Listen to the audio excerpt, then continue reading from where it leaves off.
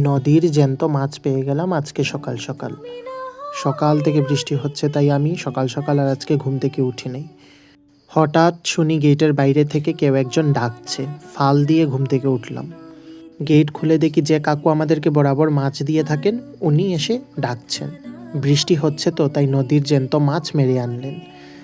এই নদীর মাছ দেখে আমরাও সাথে সাথে নিয়ে নিলাম। এই বৃষ্টির দিনের মারা নদীর মাছগুলো খেতেই আলাদা টেস্ট হয়।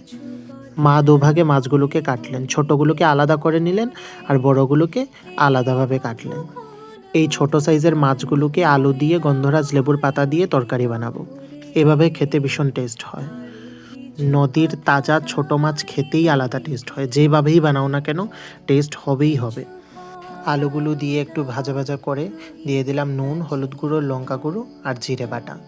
এই মশলাগুলোকে ভালোভাবে কষিয়ে তারপর দিয়ে দেব জল। এই ঝোলগুলো ভালোভাবে ফুটে আসলে দিয়ে দেব ভেজে রাখা মাছগুলো। নাড়াচাড়া করে দিয়ে দেব গন্ধরাজ লেবুর পাতা। এতে অনেক সুন্দর একটা ফ্লেভার আসবে, খেতেও ভীষণ ভালো লাগে। রেডি আমার ছোট মাছের তরকারি। এই বড় সাইজের মাছগুলোকে বানাবো হচ্ছে শস্য পোস্ত দিয়ে ভাপা। দিয়ে দিলাম হলুদ গুঁড়ো, লঙ্কা গুঁড়ো, নুন, কাঁচা লঙ্কা, জিরে বাটা আর সর্ষের তেল দিয়ে ভালোভাবে ম্যারিনেট করে নিতে হবে। তারপর এই ম্যারিনেট করা মাছগুলোতে শস্য আর পোস্ত বাটা দিয়ে দিতে হবে। এই সবগুলোকে ভালোভাবে ম্যারিনেট করে একটা টিফিন বক্সে নিয়ে নেব।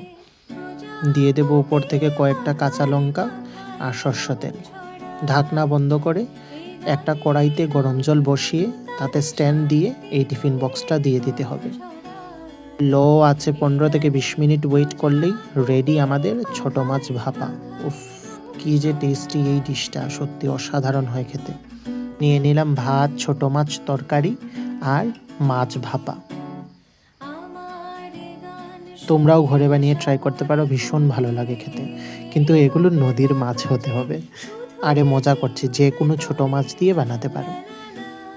অনেক তো গল্প হলো, এবারে খাই আমি। চলো টাটা, দেখা হবে আরও একটি ভ্লগে। ভালো থেকো, সুস্থ থেকো, কারণ আমার আরও তো ভ্লগ দেখতে হবে তোমাদেরকে, তাই না? টাটা।